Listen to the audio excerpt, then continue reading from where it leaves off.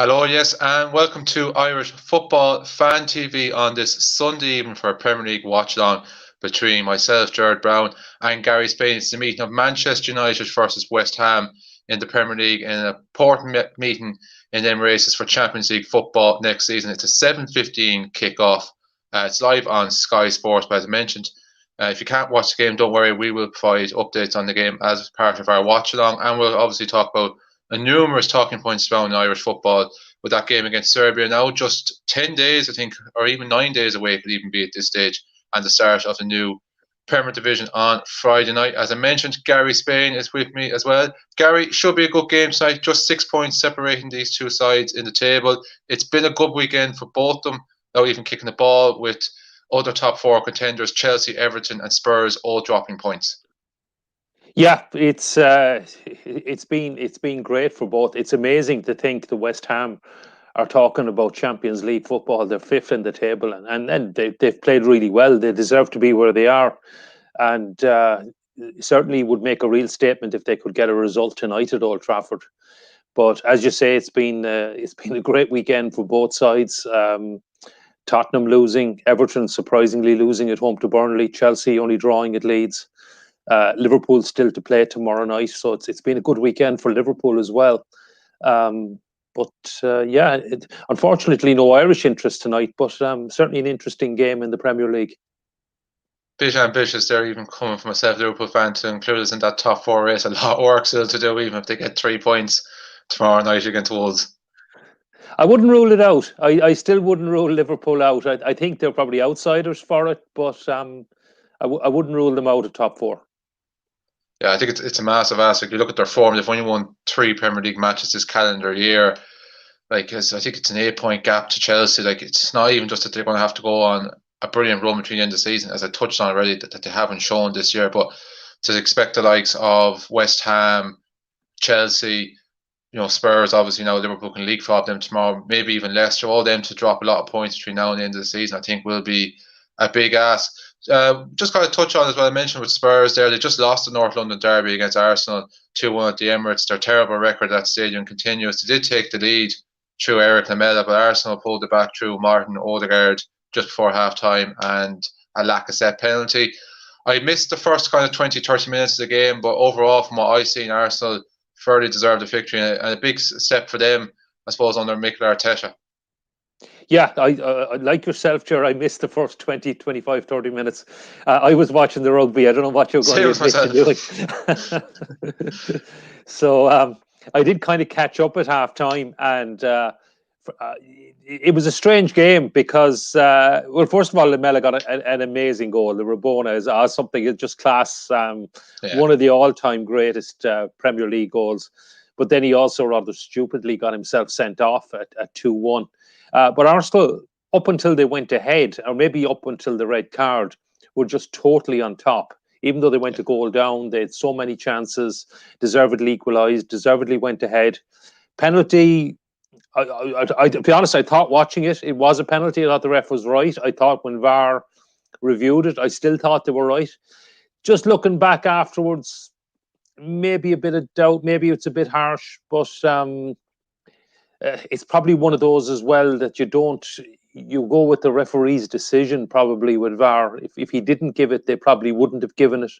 But the fact that he did give it, it wasn't clear and obvious to overturn it.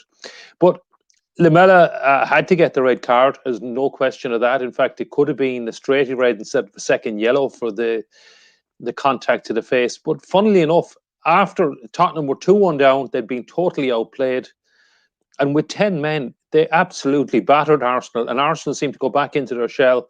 And they were very, very lucky to come away with the win, in that Harry Kane had an effort ruled out. He was offside, but it was close. And he hit the post with a free kick. Gabriel, fantastic block from him. And I think the final whistle couldn't come quick enough for Arsenal. And they just about hung on. Now, you could see how much it meant to them at the North London derby. It's always going to mean so much, but you could see how much it meant to Arteta and the players at the end. And I think Arsenal are too far back to be in the race for top four. But that win will give them a kickstart their season. I think both teams will end up in the quarterfinals of the Europa League comfortably enough.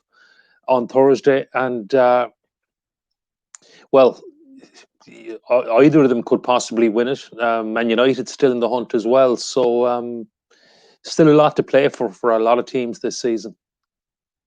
Yeah, I agree with you there. I think Arsenal are too far back in that top four race, but as you said, like it's just kind of kickstart their season, keep momentum going.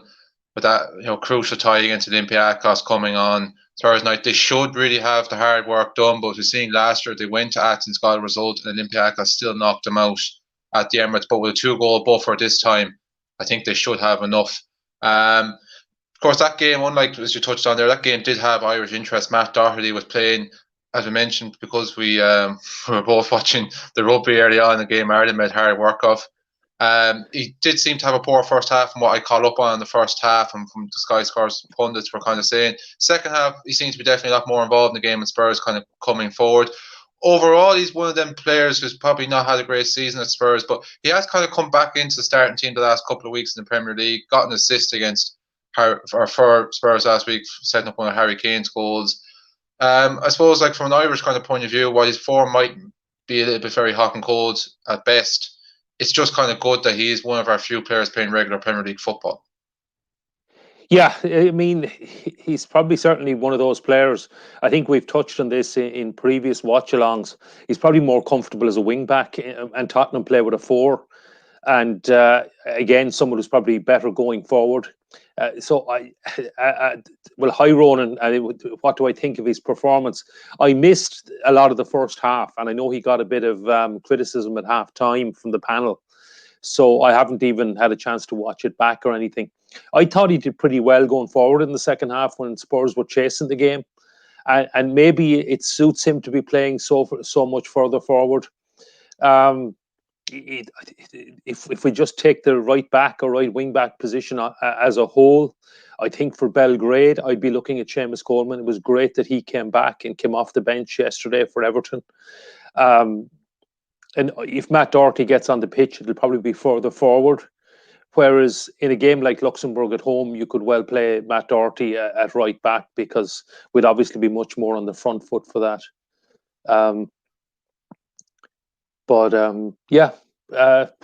It's important, I think, at this stage, just that we have everybody fit and available, and thankfully no more injuries that I'm aware of this weekend. And it was actually good to see quite a few Irish players back. We'll probably go on and touch on a few of them over the watch-alongs. But good to see Robbie Brady come off the bench, Seamus Coleman come off the bench, and Callum O'Dowda come off the bench and score, who was someone I thought had actually been ruled out of Belgrade. So it was great to see him back. Yeah, and great to see him even among the goals yesterday for Bristol City, as they kind of continue their mini revival under new manager Nigel Pearson. As you're saying there, Ronan Purcell in with the comments. Don't be afraid to get your comments in over the course of the next 2 hours or so. We know there's plenty of Manchester United Irish fans out there, a couple of West Ham Irish fans out there. Don't be afraid to get in touch in relation to this game. Well, in relation to any topics surrounding Irish football, we are going to get on and maybe talk about, Troy Parrott finally getting off the mark yesterday. As Gary touched on, some of them players coming back from injuries. Are we looking at possible recalls as well for Aiden McGeady and Kieran Westwood ahead of Stephen Kenny's squad announcement on Thursday? And then, of course, we have the big kick-off on Friday night with the return of domestic football. I know we had the President's Cup last Friday, but the return of Premier Division football this Friday. So get your comments in, drop your likes in. All helps promote and improve the channel and gets us going there. And we have more comments coming in there now from David Watts there, Gary. Yeah, so David, hi David, always a great supporter of the channel. With Darren Randolph ruled out, Caoimhín Kelleher or Kieran Westwood. For me, it would be Caoimhín Kelleher. I think that's what Stephen will go with. That's if Caoimhín Kelleher is available. I must admit, I'm going to be watching and waiting for the Liverpool team sheet to come out tomorrow night. I don't expect Caoimhín to start. I'm sure Alisson will be in goal at Molineux, but I really hope that Caoimhín is on the bench and fit and available. And if he's fit and available, I think Stephen will probably go with him. If not, I think Kieran Westwood's an experienced goalkeeper. It was great to see him back today for Sheffield Wednesday. And he would probably be the experienced option. And I think he'd probably go for him ahead of the likes of Mark Travers or Gavin Bazzoon, who might just come a bit too soon for them. Now, Stephen may decide big game like Belgrade, away from home, potentially hostile atmosphere, etc., to go with the experience of Kieran Westwood. But for me, I would go with Caoimhín Kelleher if fit and available, and I think Stephen will as well. What do you think, Ger? Yeah, just one thing, just before I get on to my opinion there, I just picked up what you said. You mentioned hostile atmosphere in Belgrade. Are we expecting fans to be in this match? I'm not. I know we've seen in the Europa League there's been games in the Ukrainian matches involving Dynamo Kiev and Shakhtar Donetsk, but are Serbia also one of them as well? They're going to be letting limited fans in for this match. I actually don't know, Ger, and I've been trying to Right. find that out. Maybe someone knows in the comments. The only reason I would say it's potentially is that Serbia are actually being amazing at rolling out of the vaccine. I mean, they're one of the best outside of the UK, the US, and I think Israel. Certainly, a couple of Middle Eastern countries as well. Serbia being one of the best, certainly one of the best in Europe.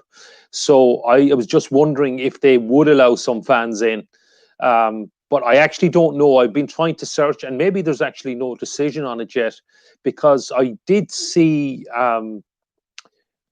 Which countries is it? Armenia are letting I think it's Armenia are letting fans in, letting in a few thousand fans. And I was doing a bit of search on it the weekend, and or during the week, and I couldn't find anything on Serbia whether fans are going to be allowed in or not. Maybe it's no decision yet, but it's probably, I suppose, to our advantage if there were no fans. But personally, as a football fan, I much prefer to have fans in the stadium, and just even watching on TV, it's far better to have fans in the ground. It makes the whole experience a lot better. 100%. It's strange, though. You never know. Even the last time we played over there back in September 2016, I know the game was in danger of being called off because of the weather, and maybe that affected the attendance. But there wasn't a big crowd there that night, so you don't know. Maybe it's one of them that the people might just not get behind the Serbian national team as much. We'll have to wait and see. But I suppose on to the kind of the question that's been asked there by Dave Walsh, I actually going to go against you. I would go with Kieran Westwood for this game if he's fit and available. And I think that's what Stephen Kenny will do. As you think I touched on, he brings plenty of experience. Biggest concern with him is injury problems. He's not been short him over the last couple of years, but he started today for Sheffield Wednesday, albeit in a 2-1 defeat against Norwich. I know it's only championship standard, but it's what Darren Randolph has mainly been spending the last couple of years, and he's been a very, very solid standout goalkeeper in that. And I've no doubt, look, you can definitely make strong case for Kelleher, and you can say, well, he's dealt with the pressure of playing for Liverpool in a crucial Champions League match against Ajax. He's dealt with the pressure of playing for Premier League matches, for one of the biggest clubs in the world. Should be able to handle playing for his country in an important qualifier. But I just think this game, as I've kind of touched on other watch-alongs, is just such make or break. And I think it's a game where you need players who know what it's like to play in these crucial international matches. And Westwood stands more in that category, I think, than Kelleher. I think there's no two ways about it. Like, in a couple of years' time, when we're going to be talking about Ireland team discussions in future international breaks, maybe there might be a discussion because you touched on with the likes of Gavin Bazunu and Mark Travers as well. But I think Kelleher could be someone who could be nailed down in years to come. And maybe as this campaign progresses on, but I just think because of the magnitude, I think it's wouldn't quite go as far as win or bust this game, but I just think if we lose this game, we're facing an uphill task to get that playoff. And I think Stephen Kenny will go with Kieran Westwood because he's been around and involved in big international matches before the past, which unfortunately, because of Kelleher's age, he can't do anything about. Yeah, see, David's given us his own opinion. He reckons it will be Kelleher because he's more suited to playing the ball out for the back. Now, that's a good point, David, because it is the way Stephen Kenny wants to play. Yeah. It is the way Liverpool play. It's why they signed Alisson. One of the key reasons they signed Alisson. I can't really remember what Kieran Westwood is like with the ball at his feet and everything, but it's probably a fair comment. And I just wonder, will Stephen go with one eye to the future? Because I think for the next 10 or 15 years, it's going to be between Caoimhín Kelleher and Gavin Bazunu for the number one spot. And hopefully others come out of the woodwork as well and start challenging. And I'm not writing Darren Randolph off yet. He's been great for us in the last few years. And hopefully he'll come back fit for September. But I think in the long term, it will be between Caoimhín Kelleher and Gavin Bazunu. And I wonder, will Stephen just take the opportunity to go with Caoimhín in Belgrade? But time will tell.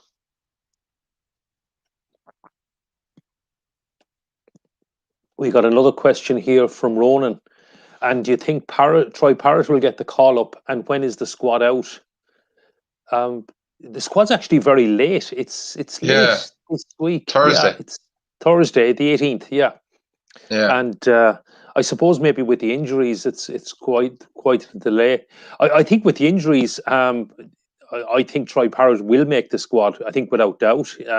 It was absolutely fantastic, and I know I don't just speak for myself, but for so many Irish fans that he got his first senior goal yesterday. There was just a huge, I don't know, outpouring of joy, relief when the news came through. And I've seen it on Sky, and he took it very nicely, took it around the keeper, and just got it inside the near post. I think it would have been typical the way his luck was going if it had come out off the near post. But anyway, he put it away, and it's great to get his first senior goal. So I think he will be in the squad if he's fit and available. I'm not sure if he's going to start. I probably don't think he's going to start, but I think he will make the squad. Yeah, I'd be the same as yourself, Gary. I think if, up until a week ago, I probably would have said no, because obviously the situation with Aaron Connolly and Adam Mead, and I would have said he would have been kept for Jim Crawford on 21s for later this month. But you throw them two injuries into the equation. James Collins is not playing regularly now at all, with Luton Town. Is his place possibly in doubt? Probably not, because he offers something different to what we don't have. But yeah, I think he'll definitely kind of make the squad, and I can see him maybe possibly, like, if things are going well, but I don't see it being a comfortable game given Ireland's recent form against Luxembourg. He might get a cameo appearance, and that definitely, I think Stephen Kenny will look to kind of get more game time in from that Qatar game. There's a good chance to probably breed players at international level. As to the finish, yesterday, I think it was just important for him to kind of get off the mark. There's no two ways about it. Like, as well as he took it and everything else like that, it was an ideal goal. They just needed. Like, he latched upon a loose pass from a Plymouth Argyle defender. From there, again, no disrespect.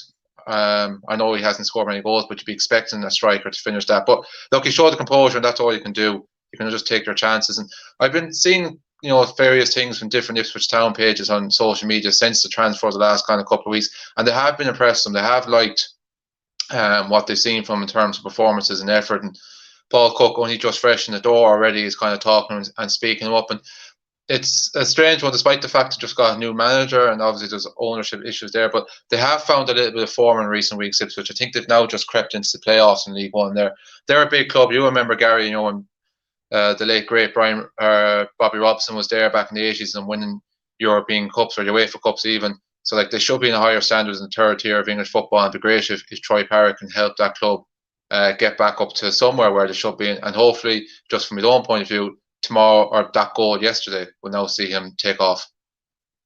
Yeah, certainly, Ger. I remember the great Ipswich team of the late 70s and the early 80s. As you said, they won the 1981 UEFA Cup. They also won the FA Cup. And back when I was a child, you saw very, very little live football on TV, and especially when I was in two-channel land in Limerick. And the FA Cup final was absolutely huge every year. And I remember Ipswich beating Arsenal 1-0, Roger Osborne getting the goal. And I couldn't tell you who scored in last year's FA Cup final or most of the last decade, but those finals are etched in my brain, and fantastic for them to win. Now, they actually won the title before my time, before I was even born, under Sir Alf Ramsey, back in 1962, I'd say. I think it was 62, back in the early 60s anyway. And but that was pretty much out of the blue. And they really should have won the league in 1981. They were probably the best team in England, but they were just fighting on so many fronts. Got to the FA Cup semi-final, got to the UEFA Cup final, and just the games caught up with them. And Aston Villa edged the title. They actually won it at Arsenal on the last day, although I think they may have lost that day. But they just edged the title, and that was probably Ipswich's best chance in my memory. But now, I mean, it's strange to see them down in League One, not even on the fringes or on the fringes of the playoffs. And I see David's comment there, and that he reckons Troy is not yet ready for international football. Now, he has played and scored at international level, but it would be a big step up for him to start in Belgrade. And look, it's great he's playing with Ipswich and he's playing well, and it's great he scored, but it's a massive step up from League One to international football. Yeah. And even with the injuries, it's probably too big an ask. I mean, we have players that have scored regularly and probably done better at League One this season. Think of the likes of Kieran Sadlier and Ronan Curtis, for example. And I don't think there's any big clamour to have them in the team in Belgrade. Now, I have high hopes for Troy to be a star in the future. He's still only 19, but I think these games, well, what are they next week now? Just 10 days away, as you said. They're just going to come a bit too soon. But hopefully he'll kick on, have a good end to the season, and maybe get a loan with a championship club and maybe a lower Premier Division club next season. But maybe a case, if it's a case of Ipswich do manage to go up via the playoffs, that they might kind of re-sign him on loan again for next season, as there will be a championship club then. Yeah, maybe. Although I'm not convinced. I'll admit I've only been watching highlights. I haven't actually sat down and watched a full Ipswich game this year, so I'll start with that. But just from the results, from what I've seen, I don't think they'd be doing really, really well to sneak into the playoffs. And I suppose it's a bit of a lottery after that. But there are some impressive clubs, clubs just playing better than them in League One. I'm talking the likes of Peterborough, Lincoln. I know Lincoln were actually beaten yesterday by Rochdale, but Lincoln have been pretty impressive. Hull have been impressive. And Sunderland are on a fantastic run. And we can go on and probably talk about Aiden McGeady later on. Obviously was in a cup competition today, but Sunderland have been on a great run in the league. And they may well, if they don't make up the ground and get automatic promotion, they'd be strong favourites in the playoffs when it comes to it.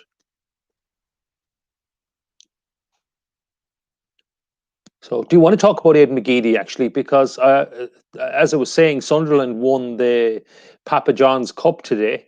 They beat Tranmere 1-0. And I believe Aiden McGeady got an assist. I didn't actually see it, and my app didn't credit anyone with the assist. But a few people in one of my WhatsApp groups were definitely saying it was Aiden McGeady. He's class again, and he's meant to have played very well. Yeah, I suppose it's a good time to get on to it. We were going to talk about League One and Sunderland there as well. It'd be interesting to see does their part of their collection for winning the competition seem to get a free box of Papa John pizzas afterwards as well. It'd be an interesting one to see. Yeah, he's kind of one of them. He's been kind of keeping in good touch with Sunderland. I think if people remember as well, the second season of the documentary about them on Netflix a couple of years ago, and they're also in League One. He was kind of one of their standout and star players that season for them. Then he got a loan move to Charlton in the Championship last season, which I thought would have been a good move from an increase in kind of standard, but it never happened there. The stop in the season came shortly after that, and Charlton then went into free fall and ended up being relegated. But he's found himself back at Sunderland in League One this season. I think there's no two ways about it. We could always kind of see with McGeady, there is quality, there is kind of skill there, and I think regardless of how good or how old you get, I think that's going to stand out in a division like League One. So there's no two ways about it. Someone like with a good football brain like him. Some people might say he mightn't necessarily have a good football brain. He's a bit clueless sometimes with Ireland, but I think he's definitely showing it in League One at the moment. Again, he's one of them. I think it's because of all the injuries he's started to pop up in the conversation. He's 34 years of age, so you wouldn't be looking at him someone to start a game and see it through deep into a second half. I think you'd be looking at someone like him to have a good impact off the bench if he was getting into the squad. I definitely think he could make the squad. There's no two ways about it, and I think he'd be a good one to have around the squad because I've seen various interviews with him on different podcasts. He actually does come across as a very, very good character and very, very good spirit, and doesn't seem to have an attitude problem. So I think he'd be a great one for that kind of morale around the squad at the moment. Especially, I can imagine the atmosphere in the international squad is very strange at the moment with COVID. So he'd be a good one to help the younger players kind of break through. And as you say, we're not exactly blessed with players playing fantastically well or playing a high standard this season. He's been doing it in League One and in the various cup competitions to Sunderland over the last couple of weeks. So I think he's a name I think that we could see in that squad on Thursday afternoon or Thursday morning, whenever it's announced. Yeah, I take your point about someone to come off the bench, and he has that little bit of magic, and maybe that's what Stephen will look at. And who knows, I suppose, where we stand with the injuries. I suppose still I'm not expecting him to come into the squad, but yeah, you never know. And he does seem to be in very good form. So, yeah, why not? He could have that just X factor, that little bit of magic if we were a goal down in Belgrade to to come on and change the game. I mean, I'm thinking, I know he didn't come on in this game, but the Georgia away game was in 2014 when he won it at the death, but it scored those 2 goals, and that was one kind of superb performance that stands out for me in a green shirt. And the magic is still there because he's still doing it with Sunderland, although appreciate it's League One level, but it is at a team that's in recent weeks has been playing really well and getting results. So yeah, he may well get a shout. I think as you touched on there as well, like he has a magic moment in him. Even he was heavily involved as well. He kind of started the move that led to Brady's goal in Lille as well, that drive and run out defence and picked out the pass to Houlihan. Like when you're looking for someone like him, you're looking for a player like him to come off the bench in a game that might be 0-0 or it might be 1-0 down. You're only going to be looking for him just to produce that odd little moment here and there. Like I think another prime example of a player like that is someone like Alan Judge, who came off the bench a couple of years ago in Copenhagen and provided that free kick for Shane Duffy. I think that's what you'll be expecting someone like Aiden McGeady. I think you're going to be expecting to come on the game and he's going to bring fresh legs and impetus and dictate the kind of game. I think, as you said, like he's playing in League One, he's not going to be able to bring that into the international standard. But I think he is someone, as we've seen, who has got a bit of skill and a bit of quality about him. I think he can produce just a moment here or there. And chances are, I think the way the game is going to go against Serbia, we're probably not going to be living off scraps, but I don't think we're going to be dictating the game and dominating in terms of chances. We're going to be kind of have to try and make the most of whatever we do create. Yeah, I think that's probably it. And if we were a goal down with 10 or 15 minutes to go, maybe throw him on. Just watching the game here, Marcus Rashford had a free header at the far post, but he didn't connect properly, and it remains 0-0 at 25 minutes gone. And there's somebody down injured for Manchester United now. I'm not sure who it is. Oh, Harry Maguire, is it? Yeah. But just even earlier in the game, I thought at one stage it looked like Jarrod Bowen's even was going to come to near the end. He kind of took an awkward kind of fall in the Manchester United 6-yard box, but he kind of one of them. Thankfully, was able to shake it off and walk it off and didn't have to go off. It's been I have kind of only been keeping one eye on it. Obviously, there are various talking points. It has been a decent enough game so far. You can definitely tell these are two teams that are fairly well high in confidence, and both teams that believe they can win this game. Manchester United probably have been slightly the better team, you would say, and looked a little bit more dangerous in the final third. Yeah. So I haven't. I must admit, I haven't seen too much of it, so can't really comment on it. Harry Maguire looks like he might be all right, although he's walking off at the moment, but probably to come back on. Ronan's asking kind of facial injury or something. Yeah, he just seemed to get a hand in the face. Looks to be accidental, definitely, but it looks like he's going to come back on all right. Ronan was asking about Mido Odubeko. I'm probably pronouncing that wrong. Is he going to? I don't think there's any update. I mean, he's obviously eligible for us and for England, and it'll be interesting. I think it's more if Jim Crawford calls him into the squad for the game in Wales. It'll be interesting to see what happens. But I don't know. I haven't heard any more. There hasn't been any update on this. And Sean is asking opinions on Scott Hogan starting up front against Serbia. I don't think so, Sean. I think Scott Hogan, we talked about him before in one of these watch-alongs. He's one of these players, he goes on streaks and can score a few goals. But his overall play, he's a great finisher, and maybe that's what we need, is someone to score goals. But I don't see him starting at all. Again, possibly someone to throw on if we're a goal down with a few minutes to go, and that he could take a chance or something like that. But I don't know. I don't see it. I don't think so. And he might make the squad, but I don't even see him getting too much game time either way. I don't know, Jared. What do you think? Who would you see holding the line up front then for the Serbia game? Because we're kind of are fairly limited in options now with Ida and Connolly being injured. Callum Robinson, don't really kind of know what's fully going on there either. Like, he was only playing for West Brom in the 23s during the week. I know he was involved in the matchday squad yesterday for West Brom, but I don't know if he came on or not towards the end. I lost interest in that game at half time, so I turned it off.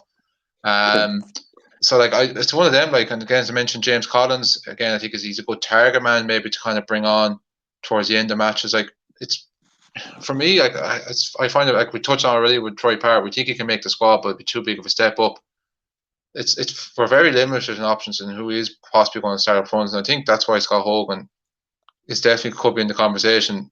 We probably are maybe looking at Shane Long. He's been in decent form at Bournemouth, largely off the bench over the last couple of weeks, although he did get a start yesterday. So it's not like as if we're blessed with options, I think, to start up front. Who do you see kind of carrying the line for the game in Belgrade?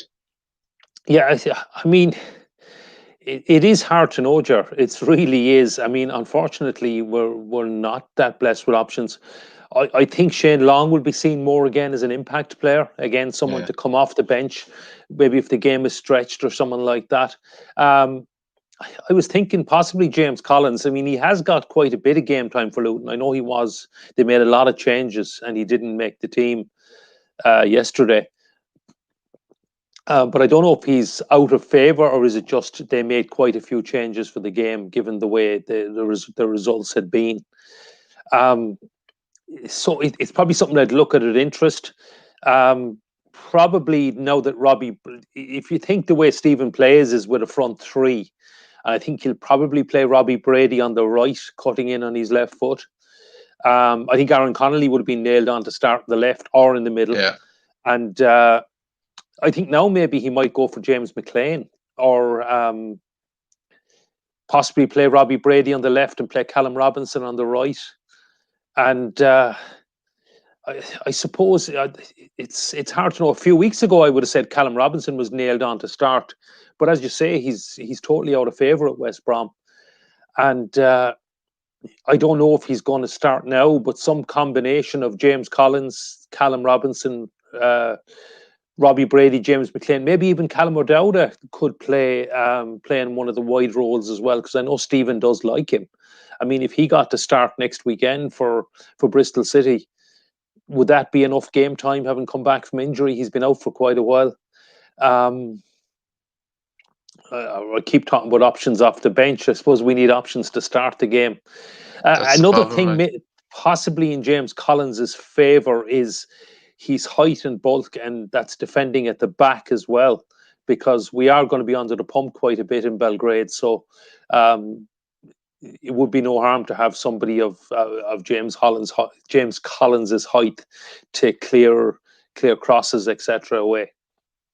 It is also worth mentioning as well, Shane Maguire started for Preston yesterday. He came back from injury. So it's amazing we're kind of saying we're stuck for options and everything else like that. But we have named up 5 or 6 names there. But the problem is no one is overly convincing us, or no one is playing regularly enough at the moment. You've even, as you touched on there, Stephen likes to play with the front three. Darryl Horgan's another option again. But similar to players like James Collins and so on, he's been out of form, or not so much so out of form, but he's been in and out of a starting team for Wycombe, who, bit like Sheffield United, look destined for relegation from the Championship down to League One, despite their win yesterday. It's probably come too late for them. So that's just the biggest thing, a concern for me. I don't, like I said, we've named up 6 or 7 names there, but no one is really jumping out that he definitely has to start. Again, Shane Long probably is someone, but as we've, as you touched on and come off the bench, and I touched on previous shows, well, his best performances for Ireland have been coming off the bench. But maybe he's kind of someone that what you're going to get from. He'll run the lines, he'll run the channels, and he might tire out the Serbian defence a small little bit. And then maybe someone like a good target man like James Collins to come off the bench, or Scott Hogan, who's a bit of a goal poacher, to use the term loosely, but in Irish terms, he can get you goals that maybe other strikers wouldn't quite get. Could be a good option then off the bench. Yeah, I suppose it's kind of 6 of one, half dozen of the other. It's hard to make. You can probably make a better case why they shouldn't start the game than why they should. But it's. I don't know. It doesn't. Well, it's nice to have the options. I'm glad. I had kind of written Callum O'Dowda out of the game until he came off the bench and scored yesterday. So. It's nice to have the options. It's nice to have Shane Long available. James Collins, as you say. I'm not convinced about Scott Hogan. I actually don't see him getting any game time in Belgrade. I think he'd need to be on more of a run in the Championship. And the problem with a player like Scott Hogan is, he might be probably maybe the best finisher we have in the squad, but there isn't a huge amount else to his game. Whereas with all the other players, you talked about Shane Long running the channels, tiring out the defence. I was talking about James Collins helping out at the back as well as up front. I mean, you probably need more from your strikers these days, and I don't think we'll get that from Scott Hogan. No, So, I'm quite similar to you overall. Like if it was personally up to me, I'd agree with you. And I'm not a big Scott Hogan fan as well. I just don't see what he offers in general. I think he's had enough opportunities in a green shirt, and he was poor. Like he started that game. I know we won it, and it was a foregone conclusion against Gibraltar a couple of years ago under Mick McCarthy. But I thought he offered nothing that night.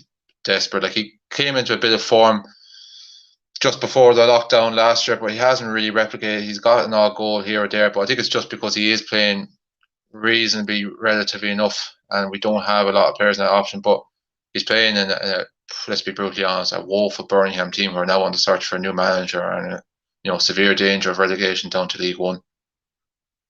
Yeah, they're getting some very bad results actually, and they are in danger of relegation. I think is it Rotherham have quite a few games in hand, and they have 4 games in hand, I think, on a lot of teams. And they'd found a bit of form. They had a fantastic win away to Sheffield Wednesday there with 10 men during the week. Do you want to go for this one? What's your starting 11 from Ronan? Starting 11s for Serbia.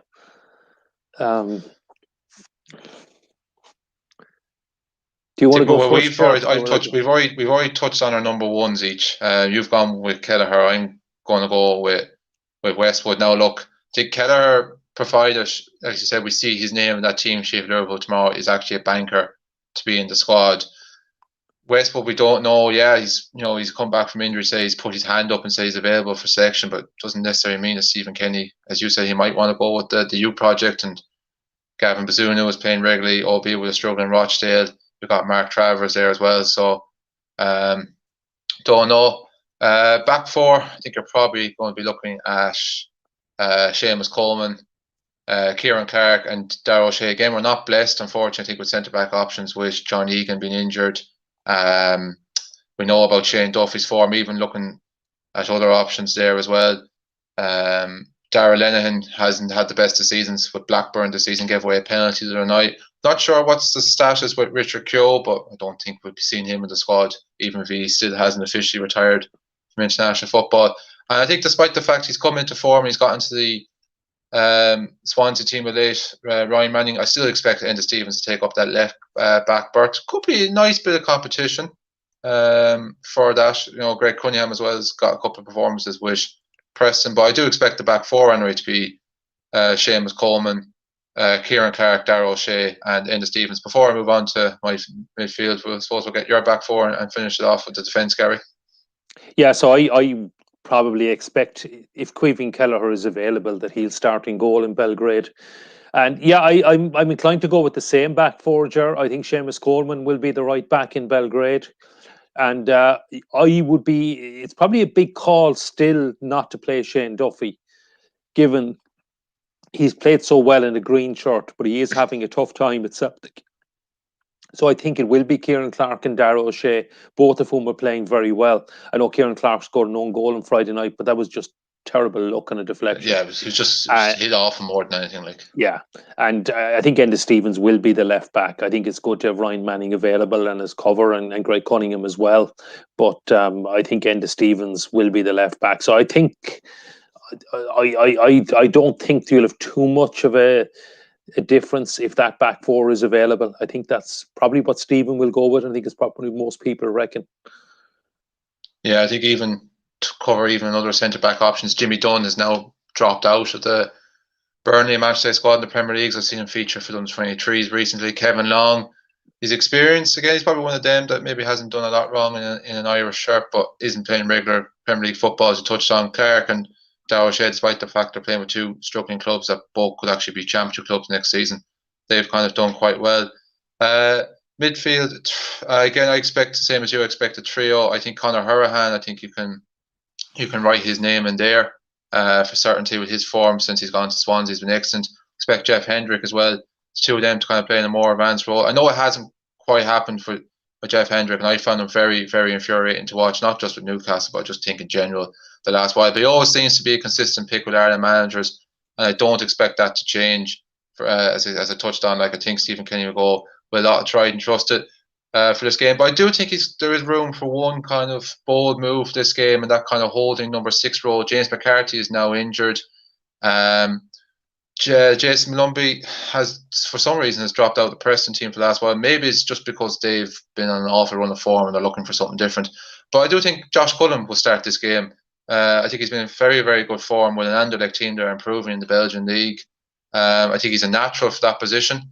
And, I know it's a big step up from friendlies and stuff like that, but he's not really let his reputation down in any games he's represented for us. So I think he's the most natural fit, most informed player to kind of go into that position. So I expect a midfield trio of Cullen, Hendrick, and Hourihane. Yeah, it's a tough one. I think Conor Hourihane definitely plays. Now, whether he plays as an 8, I think Stephen is going to go with 2 8s and a 6. I think now, so whether too, he plays Conor as the 6. I suppose, yeah, I'd like to see Josh Cullen in there as the 6, and I think he will play Jeff Hendrick. I know a lot of the fans don't think he will, and a lot of people mightn't like it, but he is still playing regularly in the Premier League, and he is an experienced international. And if we have a young spine, and if we have a young goalkeeper, if Caoimhín Kelleher is in goal, if Darragh O'Shea is centre back, I wonder then, would it be too much of an ask to have Josh Cullen as your 6? But I suppose what I would see as being the best balance, I would have said a few months ago Jason Malumbi was nailed on, but unfortunately he never got game time at Brighton and then went on loan to Preston. And although he started the first couple of games, he's been out of favour as well. So probably his lack of game time is probably going to cost him. So I think he'll still be in the squad, but I don't expect him to play. So if I was saying the midfield 3, I'd like to see, but may not be the midfield 3. I think he'll pick, I suppose I'll sit in the fence a bit and say Josh Cullen and Conor Hourihane and Jeff Hendrick will probably be the 3. Just for the sake of argument, I think another player that neither of us have touched on, I think Jason Knight belongs in this conversation as well. I do actually, Ger, and he's actually in my team. If you want me to go on, but I think Jason Knight's playing well enough, and it's actually, and where I would see him fit in is on the right side of the attack. I was considering him for the midfield, but I just think with all the younger faces, to put him and Josh Cullen in the team. I mean, the other option would be if Conor Hourihane sitting and have Jeff Hendrick and Jason Knight as the 2. Maybe Jeff Hendrick is an 8 and Jason Knight is a 10. But I think he will try and get the experienced players on the pitch. So I actually think I wouldn't be surprised to see Jason Knight on the right of the front 3. And, well, maybe I'm jumping ahead now, but maybe Jason Knight on the right, Robbie Brady then on the left, because I think Robbie Brady will play if fit and available. And I'm the same as you. I expect them to kind of go with as many kind of experienced players for this game as possible. Like I've touched on, like as you said, a lot of fans find frustrations with Jeff Hendrick. I know Conor Hourihane got that free kick against George, but I kind of find the same as well. I just kind of find that he kind of just drifts through games without looking to get involved and looking to make kind of an impact. But at the end of the day, like you can kind of say that these players haven't done it, but you have to look at what they've been doing at club level. Jeff Hendrick still is in the Premier League. Conor Hourihane is doing it week in, week out for a Swansea team at the top of the championship. I like Jason Malumbi. I prefer him probably to the type of player. I think he's going to be a better player in the future. But unfortunately, when you're not playing regularly at the moment, it is hard to make a case from, especially when you're young and you don't still quite know which one to get from. Someone like Adam Brown, I think he's a good player and that and everything else like that. But again, he's probably one of them that hasn't really grabbed his opportunity in the green shirt by 2 hands. Yeah, she's been kind of all over the place. He's kind of a bit of a utility man for Preston. He's been that way the last couple of seasons. He could be in a 6, he could be in an 8, he could be a right back where he's been a lot of the time. So I don't see making a case for him. And then I know you were just touching on it there, like the front 3. You'd have to say you're going to have to probably see Mark Doherty on the right. I think he's playing regularly in the Premier League. He's one of our regular few players that are doing that. So I think he's going to be in there. Brady on the left, and I still wouldn't rule out seeing Callum Robinson playing this game. I think Stephen has played him a lot. I think if it's a case of that he's not in the West Brom team, if it's not because of injury, I still think he could be someone to start with. I think Stephen might look at players like Shane Long, James Collins, Scott Hogan if he makes the squad as players to kind of come off the bench. So I think they would probably be well, not what I want to see, but if I was to kind of like if I was to think I was inside Stephen Kenny's head, which is probably very difficult, I think that's what he's going to go with. What I would like to see, I would probably actually like to see Shane Long start, but I don't see it happening. Yeah, no, I don't see Shane Long starting. Matt Doherty on the right side of the attack is a good shout and may well be what happens. I think Jason Knight's been playing really well. Now, the thing that goes against him is it would be another younger player if we have Caoimhín Keller or Darragh O'Shea, Josh Cullen to come in as well. And I think Robbie Brady will play. So, but it may well be as one of the front three. I think for away from home, he may be too much of a luxury to play in the midfield three because he is probably the ideal player if we are playing with a 10 in the midfield three. But I think we'll go with 2 8s. So that's why I see Robbie Brady either on the right cutting in his left or maybe on the left hand side. If Robbie plays on the right, maybe James McLean on the left. I'm not too sure about. A couple of months ago, again, I would have had Callum Robinson down the start either on the right or through the middle. But I think he may be more likely to go with James Collins now in Belgrade. So I suppose without a lot of conviction, I'd go with Jason Knight, James Collins and Robbie Brady as being my front three. But I wouldn't be surprised to see Matt Doherty there. I wouldn't be surprised to see Callum Robinson there either, or even Shane Long. I just think with Doherty, like I think we've kind of touched on it there, and Sky Sports pundits probably nailed it down. Like they were kind of criticising him just more so, for his one-on-one defending and just defensive side in general. I think it's something we've always kind of touched on that like it's not his strongest attribute, and it never really got shown up at Wolves for one reason or another. Where it has been now, maybe because there's just more scrutiny and more focus on it. Like so, we know Coleman's better at that side of the game, and he brings such experience, so he's always going to get in there. But I still think I know he's had his difficulty with Spurs season, but in terms of us, like, a much more limited team than Spurs, I just think he's too good of a player to leave out. And as we've seen, when you give him that kind of freedom to just go forward, how good and how dangerous he can be. And a game, as I touched on, I don't see us like, I could see us probably having a lot of the ball, but I don't see us creating a lot of chances or dictating this game by any stretch of the imagination. So I just think you need to have someone like him in there. I wouldn't be opposed to Jason Knight at all starting. I think, we can touch on it and we can say, like, going with these inexperienced players, but I don't see Darragh O'Shea starting as a major problem. Like, if he can deal with playing Premier League football week in, week out, and he's going to be an experienced back forward, plenty of experienced heads around him, he should be fine. And again, the likes of these players, Knight, Cullen, and O'Shea, they were probably the only positives come from the Nations League. So they show they're actually up to the standard. So definitely no harm in bringing in a few of them, and Serbia will know very little about them. So there's going to be a bit of an unknown quantity about them that will stand to their strength. So you wouldn't know.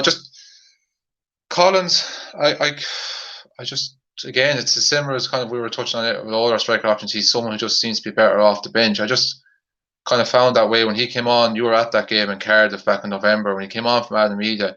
He just added something different. He brought a directness to kind of a game. But I just think that's kind of better suited maybe when you're chasing a game and go and search for goal, and you're kind of almost maybe chasing lost cause in the latter minutes of the game. Instead of going with that approach for 90 minutes, I think it's something that an opposition could kind of deal with and catch on to quite quickly and will figure out inside half an hour. Whereas you bring them on with 15, 20 minutes to go, I think it's something that would leave the opposition with head scratching for all that time, and it could work out that kind of way.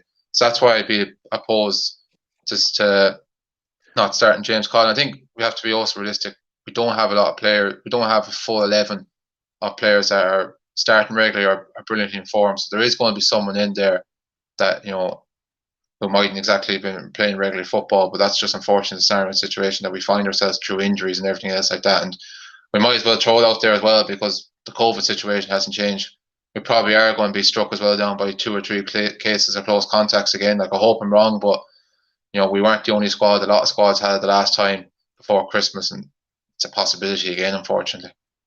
Yeah, it's a strange one on the COVID though, because you're right. I mean, there were so many positive tests back September, October, November, but if anything, there have been far more cases across the UK and here this year. but there have been much fewer COVID positive tests among the squad and the players. So just in Premier League squads, the English squads, I'm not talking about the Irish players at all, just in general. So I don't really know or have an idea why that would be. Yeah, but, I found that interesting because, like, when they were calling and crying out for the circuit break back at Christmas and early January, we were seeing obviously massive increases in positive case numbers among Premier League and EFL, and obviously they ramped up the testing. But I can't remember was the last time I ever heard a weekly figure for the amount of COVID cases in the Premier League. I think not since, I think it was at Aston Villa. They had a massive outbreak, mid-January. I haven't heard of any problems with COVID cases or players being ruled out because of COVID in the Premier League. Something like 2 in a few thousand. I saw one figure there a couple of weeks ago. So it's really getting the numbers of people testing positive are really tiny. So there was one weekend. Yeah, it's just like even on like there was one weekend. I think it was Valentine's weekend. So this weekend, 4 weeks ago in February, there was a number of fixtures called off in the EFL. I was thinking, like, Jesus, the COVID must have ramped up, but that was all just because of the weather. Like, so it doesn't seem to be in effect. Like, I know from just working in the betting industry and following the games on a Saturday, like normally when it comes to set settlement, we were regularly only dealing with 5 or 6 games in the likes of League One, League Two. Now every game is nearly going ahead every game week, which is great and fantastic to see, because thankfully it does look like, I know there's been problems at non-league level in England, but thankfully it does look like that from National League onwards, every league is going to be completed this season and on schedule. Oh yeah, I think without a doubt across the water. I mean, things are getting better all the time in the UK. They've been much quicker than us at rolling out the vaccine, and their cases are in decline as well in recent weeks. So I don't really see much threat to the season not finishing on time, although it is a tight enough window with the Euros to come as well. It's 0-0 here at half time, by the way, in the United West Ham game. Yeah, we haven't talked too much about this. David Walsh has been a lot more optimistic than the two of us. And he says the nearer we get to the game, the more my heart takes over, and I'd be thinking we can top the group in a week's time. Well, I don't know. It's well, we're fans here as well, but I don't know. I think we're at very best, we're hoping for the playoff. Second place, yeah. Second place, and I think it was further up in the comments, and I didn't get to show it on the screen, but someone had commented, third is absolutely useless. The winners of the group go straight to the World Cup, and if you get second in the group, you're guaranteed a playoff, but third in the group is out of the World Cup. There are no other chances. So the Nations League playoff spots we can't get through to one of those two. So it is the 10 runners up in the 10 groups that will go to the playoffs, which are in 12 months' time. And I'll just give a quick run through the formula of them, because that's what we're hoping we'll be in. There'll be 12 countries therefore in the playoff, the 10 runners up, the 2 from the Nations League, and 6 will draw 6, and the 6 winners of those games will play off for the 3 World Cups, the 3 extra World Cup spots for UEFA. So the 10 group winners go through automatically, and 3 of the 12 in after single-legged playoffs qualify for the World Cup. So even if we got second in the group and finish ahead of Serbia, it's going to be very, very difficult to qualify for the World Cup in Qatar next year. And it is next year. It might be late in the year, November 2022, but the World Cup will come around quickly enough. But unfortunately, I'm not anyway as optimistic as David, and I'm still hopeful we can get a result in Wednesday of next week, and certainly give Serbia a right battle for the playoff. But I don't think we've any chance of winning the group. I think Portugal will be comfortable group winners. And even if we do get the playoff, I think winning 2 playoffs to qualify to get a World Cup spot in March 2022 is a major ask. I mean, you're talking about 2 massive wins in the same international window. Possibly, well, you could be away from home twice as well if you get a bit unlucky. But yeah, so I think it's a major ask to qualify for Qatar. And I would probably be looking at this point to Germany 2024. And what a tournament that is going to be, actually. Germany is a fantastic country for hosting football tournaments. And it would be really amazing to be one of the 24 teams that competes in Germany in June 2024. I think that is realistic. And I don't think I'm being too optimistic in saying we can and will and should qualify for that. Our talented young players will hopefully have got quite a bit of experience by then. And you will have the likes of hopefully Caoimhín Kelleher, Gavin Bazunu playing regularly. Dara O'Shea should be established players. Josh Cullen, Jason Malumbi, Jason Knight, Aaron Connolly, Adam Ida, Troy Parrott will hopefully all be playing regularly at the top level wherever they are. And still have the likes of John Egan, Enda Stevens, Matt Doherty, hopefully, maybe even Seamus Coleman, you never know. So I think we'd have a great shout at qualifying for Germany 2024. But I think next year's World Cup is going to come a little bit too soon. I tell you something, Gary, even if we don't qualify for Euro 2024, I'm still going to that tournament. As you touched on, it promises to be an unbelievable tournament and so close to home as well. And as you touched on, Germany being a fantastic tournament. And I'm not buying any of this rubbish that these playoff, it's something that we hope to be at in 12 months' time, Gary. Gary, we're going to be playing warm-up games, preparing for Qatar 2022 in 12 months' time. More the spirit from David in the comments. Of course, the campaign starts Wednesday week in Belgrade, just as was the case for the away matches in the Nations League. Gary, you will be there. Paul will be covering the home game against Luxembourg the following Saturday. That friendly against Qatar, which has now been moved to the Pukas Arena in Budapest, which I now hope becomes Liverpool's new stadium, because they just loved playing there recently, unlike Anfield. I don't think we'll have anyone there, unfortunately. I know I definitely won't be making any plans I don't think so. Budapest. Yeah. Just Gary, was just from it's actually in Debrecen. It's not even in Budapest. That's a couple of hours from Budapest in Hungary. So that's where Qatar are playing. They're playing 3 games there actually the week after next. So yeah, just in terms of yourself for travel arrangements heading over to Belgrade, what are you facing into over the next kind of couple of days? And as you touched on there, they've been quite quick in rolling out the vaccine program and everything else like that. Have you kind of looked into what you kind of can be expecting there in terms of restrictions head over there? Maybe even something that it's very limited with over here. You might actually get a pint, and it might actually be in a takeaway cup. So yeah, well, I mean, I'm not sure actually if we can go yet or not. That's still up in the air. That's still being looked at. But yeah, Serbia is actually quite open. They have, as I said, been very fast and they're rolling out the vaccine, and much quicker than we have. And restaurants are open, hairdressers are open, and that's why I was saying earlier on, I don't actually know if fans will be allowed at the game. I've been trying to find out. I did quite a bit of Googling on it. I couldn't see anything, so I think maybe there isn't a decision yet. But hopefully we'll be allowed go, but I'm not sure. That's probably in the lap of the gods at the moment. Yeah, I suppose it's one of them we'll probably hear about more maybe as the time comes closer and as you get there yourself. But all going fingers crossed. Is it flying over on the day? Is it an overnight job, or will you be heading over on the Tuesday, spending 2 nights, then coming back, I presume, on the Thursday? Yeah, so I booked early back in December when it looked a lot more hopeful at that point.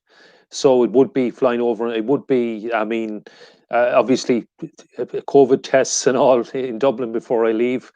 Flying over the Tuesday and back on the morning after the game, and then the quarantine, obviously, and more COVID tests 5 days later.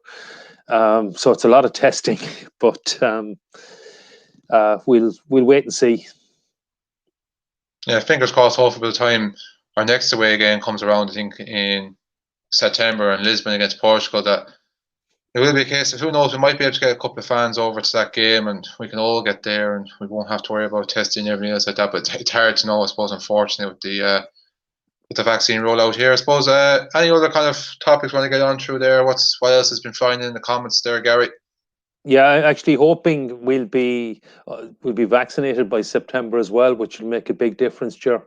I know my father's getting the vaccine tomorrow, so good stuff. That's good to hear. It'll probably be a while before they get to me, and then probably another couple of months before they get to you, Ger. But hopefully it ramps up and we all get the jab in our arms fairly soon. So Peter M is Vlahovic will start up top for the Serbs. I'm not even sure where he's playing now. I must admit I'm not up to date with the Serbian squad. I know they had a lot of talented. Dusan Tadic was the one I was impressed by. Yeah, he scored for Ajax during the week as well against young boys in the Europa League. I know their underage pedigree's been pretty strong. I think that's the under-20s World Cup final in 2015. So a lot of that team now would be nearly touching the same age as myself, coming into their mid-20s. They had that obviously under-21 team at the last European under-21 Championships in the summer of 2019. So I suppose from an underage point of view, their pedigree has been a bit stronger. They were at the last World Cup, as we know, because they were in our group. They, it's mad to think that we all think back to the missing out on qualifying for that tournament because Denmark battered us in the second leg of the Aviva, but they did just about pip us for top spot in that group, beating us 1-0 in Dublin. They were knocked out in the group stages of that tournament. They're a funny team. They seem to peak for World Cup qualifying campaigns. They're at the 2006 World Cup when they were, of course, Serbia and Montenegro. They're at the 2010 World Cup in the bed Germany. We touched on being the 2018 World Cup, but I can never remember them being at the European Championships. Yeah, the old. I certainly remember the old Yugoslavia being at Euro 2000. And is that the most recent one? That was one of the mistakes that I regret, and it probably sounds absolutely totally daft at this stage. But I travelled with a friend of mine. We went by car and drove around Holland and Belgium, and we got to 11 games, but all in the group stages. And on the last day, we were getting the ferry from Calais to Dover. With the following in the middle of the night. And we had tickets for Spain, Yugoslavia in Bruges, and tickets for Denmark and the Czech Republic in Liège. And if anyone knows the geography of Belgium, Bruges is on the west side, and it's not that far from Calais, maybe a couple of hours. And Liège is way over in eastern Belgium. And I must admit, it was my fault, but I somehow decided to choose to go to Denmark. Well, I know why, because I hadn't been to the stadium in Liège before. And I said, I was driving. I said, look, we'll go to Liège. It's a new stadium for me. And we weren't going to get to Liège at any other point in the tournament. And we'll just suffer the extra couple of hours of a drive. And people mightn't remember the score of the Czech Republic and Denmark, which I think was 2-0. I'm not even sure I remember. It was a dead match, nothing. But Spain beat Yugoslavia 4-3 in Bruges in an absolutely cracking game. And I know the guy I gave the tickets to was extremely thankful and said it was. I actually described it as the best ever football match he'd been to, not involving Aldershot.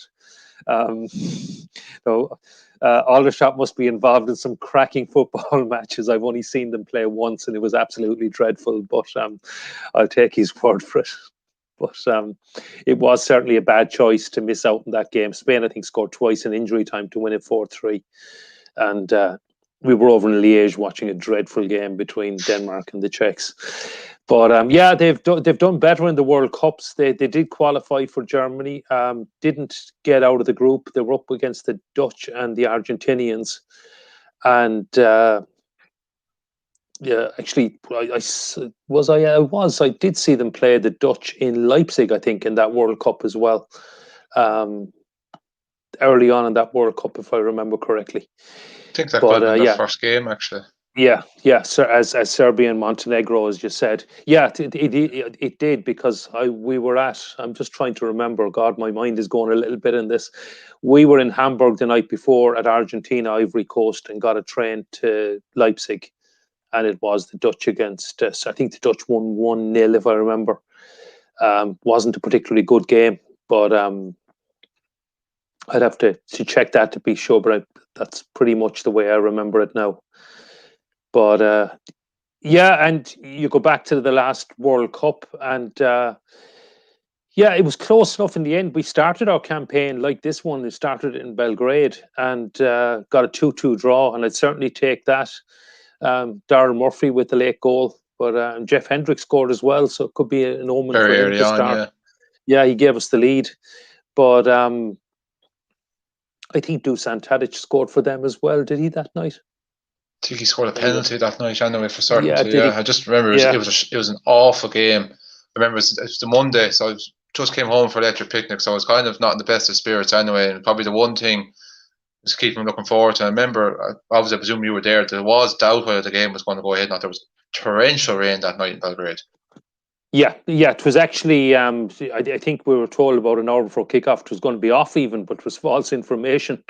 And it looked like it was very much in doubt, and the rain came from nowhere. If I remember rightly, it was a beautiful day, and the weather had been fantastic when we were there. And it just changed, but thankfully everything was okay. It was very wet. The pitch was very soggy, but certainly a great 2-2 draw. And we'd certainly take that again if it was an offer on Wednesday week. Yeah. The game is back on here. Actually, I did check Vlahovic, Peter. He did get a hat trick, is correct, for Fiorentina away to Benevento, is it, in Italy yesterday. The Serbs have a lot of talented players, and they did pick them all in the squad as well. There had been speculation that Dragan Stojkovic, the new manager, was maybe going to dispense with some of their experienced players like Mitrovic or even Tadic, but the squad was on expected lines, so it will be a big ask, and it'll be very tough to go there and get a result, but fingers crossed we can go there and get something.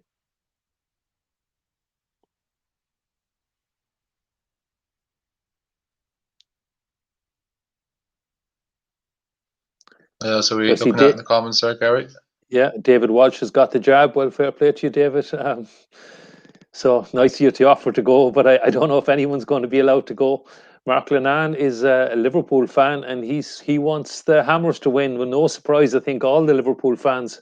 Well, do they though? Do they want West Ham to win? It doesn't do. If we still have hope of getting Champions League football for the league in top four, West Ham win is definitely not going to do our cause any good. Like, I'd never say I'd be cheering on Manchester United win, but I just hope that it results in a negative result for West Ham tonight. But I think, like I kind of touched on earlier, like I just can't say. I know everyone's on about Liverpool to get the injuries back and this, that, and the other. Like, but it's all well good in saying that, and they're getting players back all the time and still not making any much of a difference.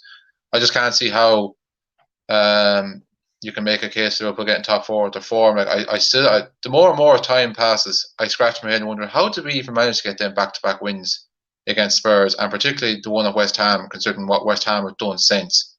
But no, Champions League in terms of it's weird. Like it's what funny is at maximum 5 more games left. You might actually only have to win 3 games because you could put yourself in a good position from the first leg where you might only need a draw in the second leg, but.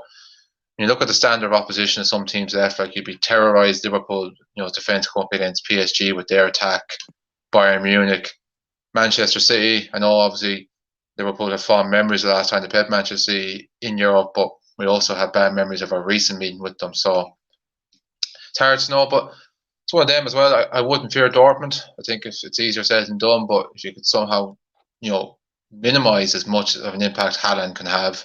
I don't see a lot else from Dortmund there. I thought Sevilla were very unlucky the other night. And I think if they got that goal at the start of injury time as opposed to the end of injury time, I think they could have forced extra time. Porto obviously will be the dream draw, but I'm kind of sick and tired of Liverpool getting Porto and getting the supposed soft draw, so I wouldn't mind just from that point of view avoiding them.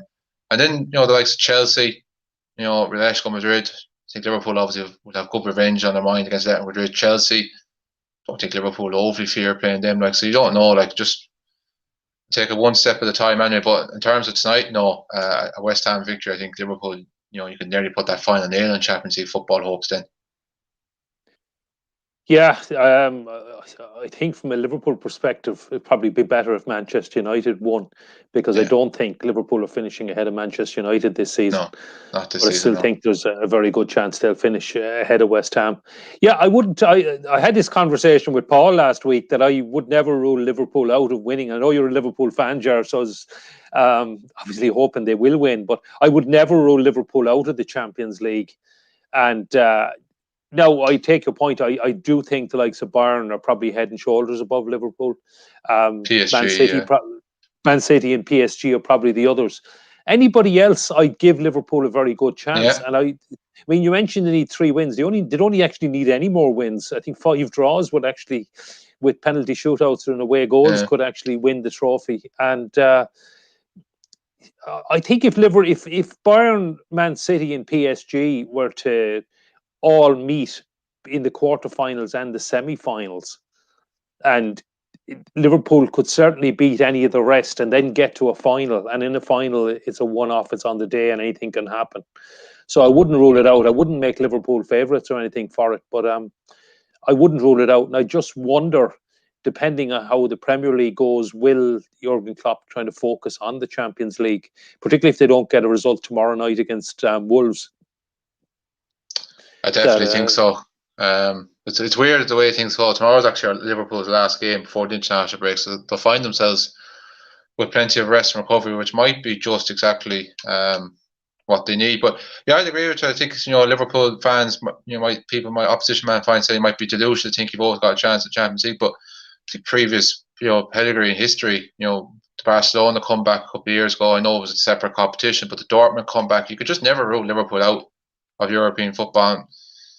With the final being in Istanbul again this year, like it could be one of them, it could be an omen, it could be written in the stars. As Jamie Carragher touched on a couple of omens the other night as well about that, about the last time neither Messi or Ronaldo won a quarter final was 2005 as well. One omen he did touch on though, that Everton could get top 4. Last time they got was 2005. I think last night for me proves why Everton won't get top 4 this season. Sorry, Paul, if you're watching, but I think as you know yourself, you're losing the games you should be winning, especially at home. They've had some shockers at Goodison Park recently. So, well, I suppose we'll have to wait and see. Anything else coming up there in the comments, Gary?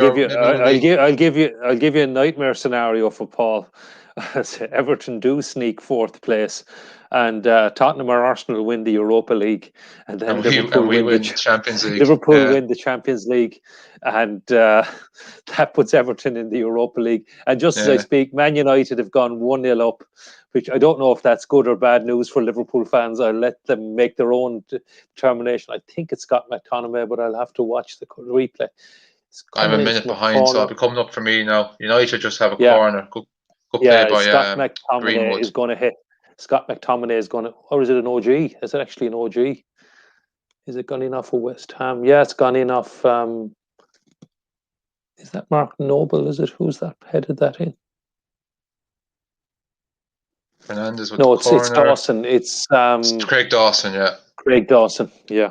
Yeah, and he knew straight away because he put his head in his hands straight away. In fairness to the West Ham defender, it's probably the only foot he's put wrong since he signed for the club a couple of months ago, because I think he's been absolutely excellent since he's come in from Watford, I think it was, that they signed him. So, yeah, it's a bit unlucky there. It looked like McTominay was going to head it in, and it just... Yeah, it was good delivery from Fernandez, as you would expect. Yeah. Ronan is wondering how Conor Coventry's getting on. Well, he's on the bench again tonight, as is Udebeko, but he hasn't got a huge amount of game time. He is one for the future. I know Stephen really liked him. He played him a lot for the under-21s. I remember him playing in the Toulon tournament. He played in the holding role for Stephen in midfield there. And but I think obviously Belgrade and this window is going to come a bit too soon for him. But I'm hoping Conor Coventry will get a bit more game time. Unfortunately, the fact that West Ham are doing so well is probably working against him, because they're in the battle for the Champions League spots. I don't see West Ham getting the Champions League. I know we've just been talking about it and what's good or bad for Liverpool. I think if you offered West Ham European football next season, they'd be absolutely delighted, and it would be a great achievement for David Moyes. But unfortunately, if they were a bit further down the table, I think they might give guys like Conor Coventry a bit more game time. But that's... Yeah, they're not going to be in a situation now. This is their last game as well in the league before the international break. They play Arsenal next weekend, and then they have the international break. And then I always say, once you come back after the March international break, head into April, that's when the run-in starts. But West Ham, as you touch on, they're not going to be in a scenario situation. Certainly, for the first couple of games, but they could be even open to experiment. And I still think, right come the end of the season, they'll be battling for European football. So don't see David Moyes kind of throwing out too many soft appearances here or there. But no, I agree with you. Conor Coventry is a player I'm really excited about. I always remember that game against Sweden and Tallaght, the 21s in November 2019. I thought he was absolutely excellent that night. And it's kind of frustrating because you're looking at that line. I know it's on the 21 and it's still a big step up, but you're thinking that he would have been able to play and justify himself at senior level at some capacity. But for one reason or another, I think he had did he have a loan move to Lincoln last season for a while? He did play. What was it, Lincoln? He did play. I can't remember who it was with now. Yeah. A couple of lads went there, yeah. But yeah, unfortunately, I know he's playing regularly for the West Ham under 23s, but you would like to see himself, even if it is only League 1, League 2 level, test himself against more physical, bigger players, main, and see how he can even adapt to that just up, because he's just going to be playing against similar kind of physique, similar age profile players in the Reserve League or the under 23 League and the Premier League as it is now. Yeah, there would be a hope if a certain number 41 for West Ham, who shall not be named, was to be sold in the summer, that maybe Conor Coventry will be seen as the obvious replacement. That's also a possibility as well, actually. Yeah. So Colm is on about, he reckons we've got a very good team, but we don't have a prolific striker. How do we solve it? I don't know. I wish Robbie Keane was about 10 years younger. 10, 15 years younger maybe, but anyway, that would certainly solve it. I still have hopes that of the younger players coming through, the likes of Aaron Connolly, Troy Parrott, Aida, that there will be goals in them. I don't know if we have another Robbie Keane. I don't see a real prolific striker, but I do see that we just a little bit too young at the moment, but in a couple of years that those type of players could be really crucial players for us. Aaron Connolly probably is already a nailed on starter if he's fit, and unfortunately he's not fit and available for the games later this month. Adamida and Troy Parrott probably need a couple more years to get to the peak of what they're capable of. Unfortunately, with international football, there's no transfer market. So Stephen has just got to play the hand he's dealt. And we don't have a prolific striker. There's nobody, I don't think there's anyone screaming saying he should be picking X or Y or Z. So I don't know. What do you reckon, Colm? Ger, any ideas? Yeah, I think it's the same as yourself. It's pity maybe like Robbie Keane isn't 10 years younger, but as I touched on, like, what can Stephen Kenny do to change it? It's not like we have players that are banging in the goals on a regular basis at club level, and it just, for one reason or another, it's not happening in a green shirt. It's not because of a style of play. Like, you can play all the more expansive style of football and lead to creating more chances and getting more of the ball, but if you're not used to putting the ball in the back of the net, that's not going to change. I agree with you. I'm still hopeful for the likes of the Troy Parrotts, the Adam Eades and Aaron Connolly's as well. I think the problem is the likes of Aaron Connolly and Admida, they burst onto the scene straight away. Connolly getting the brace against Spurs in Premier League, Eida scoring a hat-trick in the FA Cup, and everyone's kind of thinking, great, brilliant, this is going to just, take off. It doesn't always work out like that, and they're still very, very young. Eida, I think, is still only 19, still a teenager. Connolly only turned 21 there just after Christmas. Parrott, obviously, again, I think people got a bit too caught up in hype from scoring a load of underage goals for Spurs. He's finally got off the mark yesterday. Let's hope it kicks on. It's a tricky one, as you said. Like, at the end of the day, what can Stephen Kenny do to change it? Like, if we haven't players coming up regularly doing it, he hasn't suddenly just got a magic wand that he can make it happen from senior level. There's no transfer market, as you touched on. We've tried everything we've gone down the granny route as well to see the likes of maybe a Patrick Bamford in particular, but we've all accepted that ship is now well and truly sailed. He hasn't interest in everything else like that. So there's nothing more you just can't do, and just have to hope that, that, as we said, these young players, stick by with them, give them plenty of time. They're still very young. That, hopefully now, if the worrying thing is, a lot of them, including Obafemi as well, in that category, a lot of them have already had injury problems in their early stages of their career, but they can overcome that, get a run at club level, get a goal one way or another. How it happens in international football, that can help it take off them. It's no coincidence. Like, the only ever natural goal scorer, and I'm open for correction here, Gary's you're around a lot longer than me, is Robbie Keane.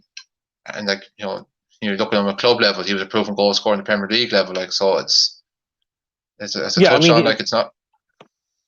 Robbie is 68 international goals for us.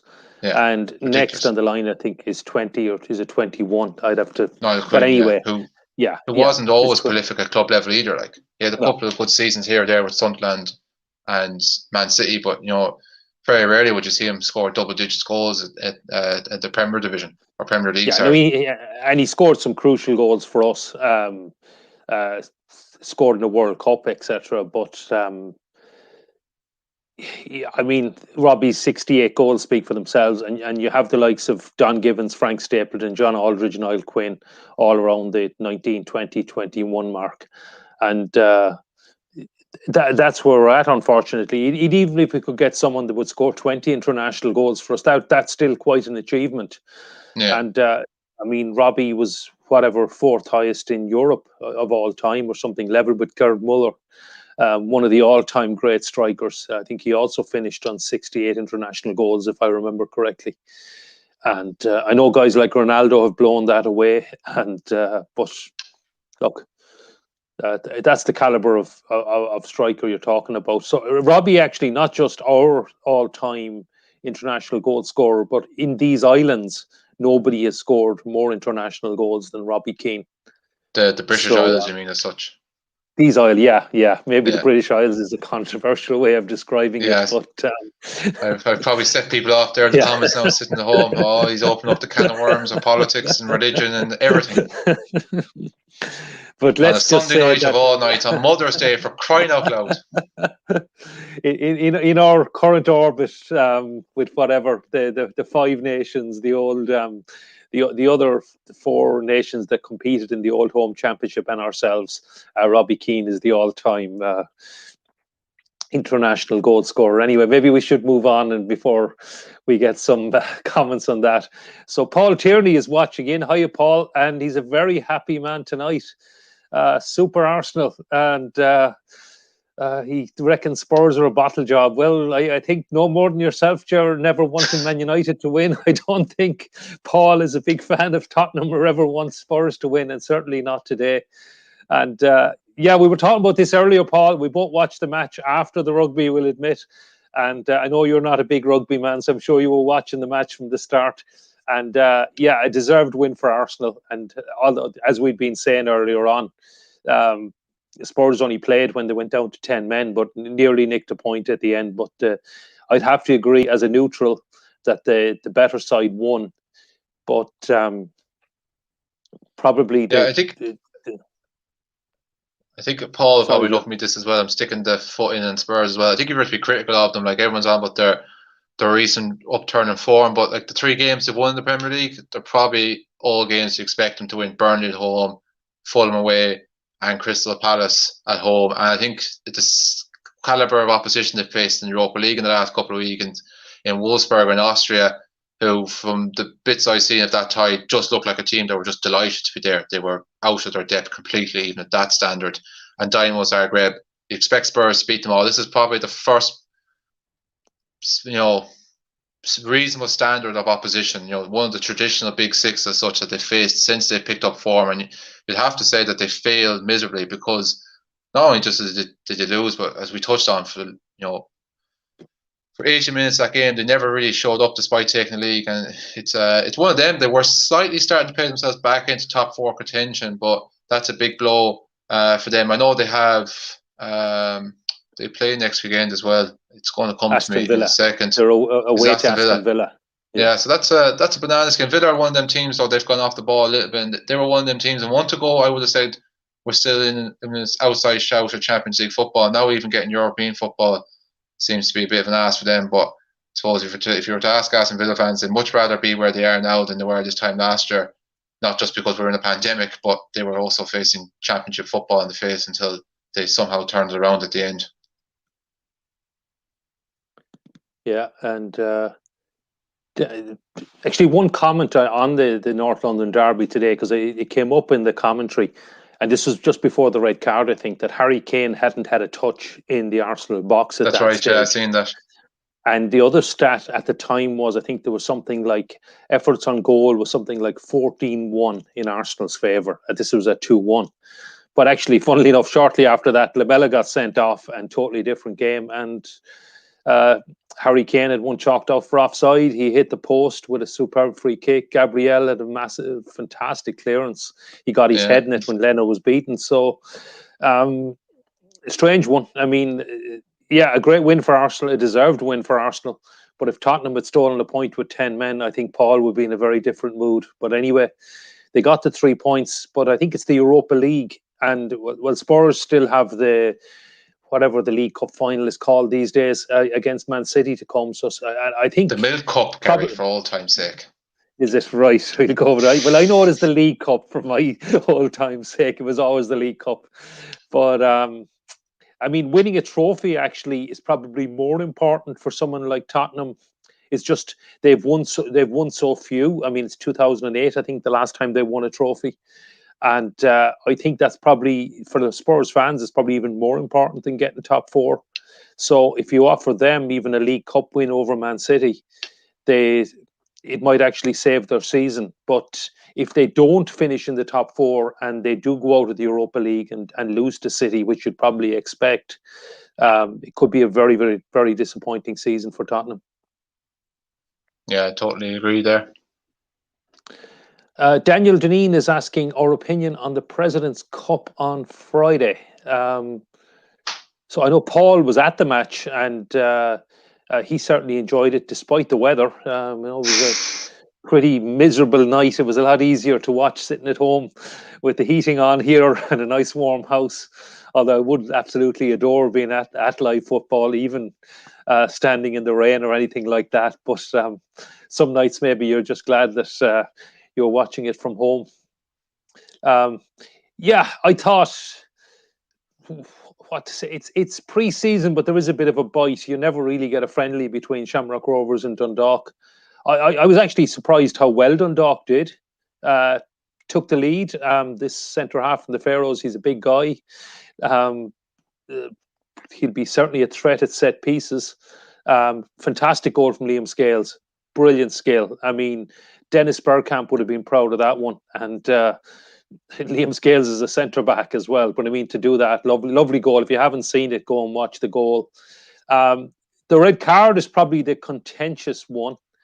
I was talking to a friend of mine today about it on the phone, and he's a Dundalk fan. And I suppose the way I described it is, if it was in the Premier League and there was VAR, if the referee gave a yellow, it wouldn't be overturned. But take the referee's decision as it was, I don't think VAR would have overturned the red card either. And that's me sitting on the fence. I appreciate. I don't know how to pronounce Nastved or whatever his name. He clearly got the ball. But was there too much force in the challenge? And that's what the referee deemed it to be a red card. So I can see why Dundalk think it's a bit harsh, but I can certainly see why the referee gave it. And I don't know, Ger, what were your thoughts? But well done to Dundalk for winning it on penalties. And I think it just gives them that little bit of psychological boost, because they beat Rovers in the cup final. Rovers had run away with the league, but now it's kind of a couple of games, and just gives that a little bit more hope to Dundalk fans that they'll at least challenge for the title this season. But the Rovers team that won the league last year, even without Jack Byrne and Aaron McAniff, are going to be tough to rein in this year. Yeah, we were just touching on it off air before we came on about Salford winning a competition for last year, this year. Does that mean that Dundalk now actually win the President's Cup for 2020 and 2021? Because last year's game was called off as well. But sure, look, we'll leave that for a discussion for another day. I'm going to be brutally honest. Just I was caught up with a couple of things on Friday. We're working that, so I didn't actually get to see the game on Friday. And I'm going to do the typical cute politician thing now. I'm going to avoid my own question and end up asking another question. The Premier Division is back on Friday, Gary. Obviously, a couple of tasty games this weekend to kickstart. No more than the Dublin Derby or the Lewis Derby, whatever you want to call it. The South of the Liffey Derby. Shamrock Rovers against St. Pat's on Friday night. It is live on television. I've no doubt between yourself and Paul, someone will be at that game. You know, that's obviously probably the standout game this weekend. But another game as well I'm looking forward to this weekend is one of the teams that also feature as well Friday night. Dundalk, they have to go to the showgrounds on Saturday to face Sligo Rovers, who were definitely one of them teams that the COVID break came and worked out perfectly for them last year, because they looked like serious relegation contenders, and then they went on a fantastic run from the end of July onwards and ends up in European football. And that includes a good 3-1 victory in this their first fixture last season. They actually clinched European football in Oriel Park on the last day of the season. So this should be a good game, and obviously Dundalk will be heading into this game confidence, because they're the President's Cup champions now for the last 2 years. Yeah, I don't know about the last 2 years, given last year's game was never played, but we'll leave it. Actually, there's another stat. I think this is right, that Shamrock Rovers have never won the President's Cup. No, there was all sorts of previous. Correct, yeah. There was previous LFA President's Cups, I know, back in the 60s and everything, because I know the Munster clubs and all weren't eligible. But that would be amazing stat if Shamrock Rovers haven't won that, considering they've won more leagues and more FAI Cups than anyone else. And I'd have to check the stats on things like the old League of Ireland Shield and all that, but they could well have won that more often as well. But yeah, look, it's great to have the Irish football, so domestic football, back for 2021. I'm really looking forward to it.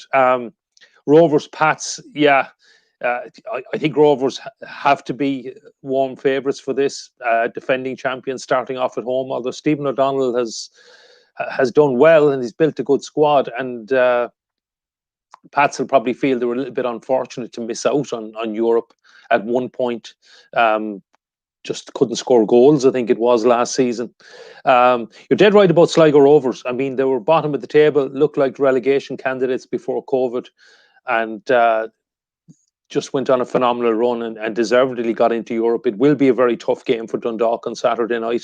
If anything, the COVID break came at the wrong time for Dundalk, that even though they'd lost at Tala in that epic game against Shamrock Rovers, which feels like it's not the last game fans were allowed in, because I know well, certainly I was at that game a week later in Richmond Park, but it was one of the last games, and certainly the last real memorable game with a full house in the league before COVID. And certainly Dundalk did not benefit from the break, because I know coming back it was a discussion whether Dundalk or Rovers or Bohs would win the league. And I mean, Rovers came back, maintained their phenomenal form, and Dundalk just fell away, and Bohs ended up being the challengers. So big test for Dundalk this season. I think they absolutely have to challenge for the title. And it's a tough start for them down in Sligo. It wouldn't be the fixture. And am I even going to be controversial now by saying who's the Dundalk manager, whether it's Filippo or it's Shane Keegan? I know we've had some clarifications on that, but anyway, it is a very tough game for Dundalk to go to the showgrounds, and if they go down there and get 3 points next Saturday, that will really lay down a marker that they're going to challenge this season. So tough start for them. I do expect Rovers to beat Pats, but the Dublin derbies are never easy, and you never know. So it'll be it's an interesting season. A 10-team league. It's pretty unforgiving in the Premier Division. Yeah, I think the only thing that might stand in Shamrock or in St. Pat's favour Friday night is they're the only team that didn't lose to Shamrock Rovers after. They got 2 draws. They showed great resilience to get a draw, I felt, in the first game in Richmond Park back in August. I think they got a player sent off early on in the second half. It could have been Kieran Kelly. And they done well to kind of see it out and get a point. The reverse fixture at Tala, I felt, was a missed opportunity, because it was the night Rovers were presented with the trophy, so they probably weren't kind of fully tuned in. And I think it was a missed opportunity for St. Pat's to get 3 points. They had a couple of good chances in the second half that would have left them going into the final day of the season with a realistic chance to get European football. But no, in general, I think it's 2015 is the last time St. Pat's got a victory at Tala Stadium. So overall, in general, they don't have a great record there. And as he's touched on there earlier, Shamrock Rovers have built a fantastic squad throughout the course, season. Yes, they've lost Aaron McAniff and Jack Byrne, but to bring in the likes of Sean Hoare, Sean Gannon to come in at right back, you're probably going to see Roland Finn freed up to play now in his own natural position in midfield. Stephen Bradley was talking up Dylan Watts. He's a player that We've seen glimpses of definitely that time he was on loan at Bowes back in the 2018 season. I thought he looked a really good prospect. Gary O'Neill is such a kind of, I think, a comfortable, good composed player and brings good leadership. I think that goes under the radar as well. So it is going to be a big ask for St. Pat's. I think they've recruited, quite well. I think that's never been a problem with St. Pat's. I think they've always gone into a season said that they've kept hold of a core of this team with the re-signs. They've signed decently well. I think obviously the big pressure this season for me is probably going to be on probably two players. Yaros and goals, because he comes from a good reputation for Liverpool, been on the bench a couple of times in the Champions League squad, Czech underage international. I think because a couple of months ago or even a couple of weeks ago we didn't have a goalkeeper.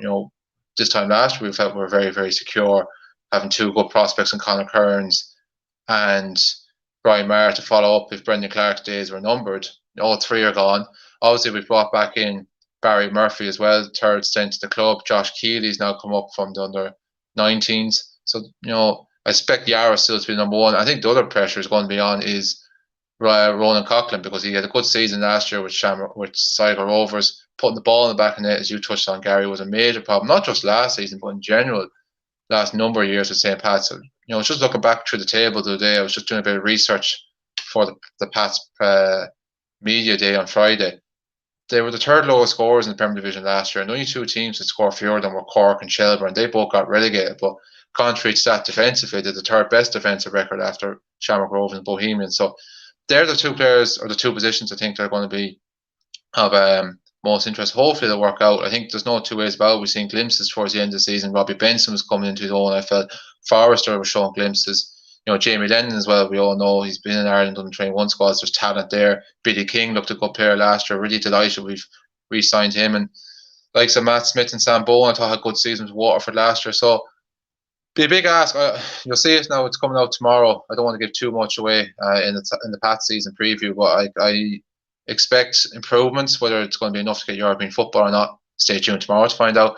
But I think it is, to be realistic, I think it's going to be a big ask to go to Tallaght Stadium and get 3 points on Friday night. As for the Sligo Rovers Dundalk game, yeah, I think Dundalk are probably carrying a bit of momentum. I think getting into the Europa League group stages last season and winning the cup, probably, let's be brutally honest, paper over the cracks for what was a disappointing season. Didn't foresee a third place and a non-title challenge being part of the plans. But a lot of players maybe under the radar, but as you touched on them, early glimpses from the players they brought in from outside the league, they look like they're going to be good additions. There still is the core experience in that squad. I still think they're capable of going to the showgrounds and getting a win. It won't be easy. Obviously, Sligo, they brought in Greg Bulger. Romeo Parks has come back. I know he was a big hit with the fans a couple of seasons ago. They'll hope he'll fill the void from Ronan Coughlin. Dave Cawley, I thought, had an excellent season last year. I think players like Niall Moyne are only going to grow as well. So won't be particularly easy. I fancy Dundalk to still come away with a victory from that one. So I might touch on maybe, I know we're getting into a bit of a preview show here, but might maybe touch on the game that's going to kick it all off on Friday night. I think Drogheda are at home for this game, are they? Am I correct in saying? Yes, I think so. That's the 6 o'clock or the early game. Drogheda against Waterford. I actually think Drogheda are going to be okay this season. I think they would definitely avoid automatic relegation. I think they may even avoid the relegation playoff spot. They've plenty of firepower to show in the first division. Whether they can close that gap, and players like Chrissy Lyons can start scoring goals in this division. I'm not quite sure with Dinny Corcoran. I know he'll bring experience, but he's not played a lot of football in the last 2 years. Maybe we've seen the best of Dinny Corcoran, but they brought in Gary Deegan as well from Shelbourne, Darren Markey as well, I think, but Dave Massey. I think Darren Markey will have a point to prove as well from his time at St. Pat's. I was chatting to a mate of mine in work. He knows James Brown that plays for them with Drogheda, and he says watching Darren Markey train is just like magic. So there's talent there. I think he'll want to prove a point from his time at St. Pat's.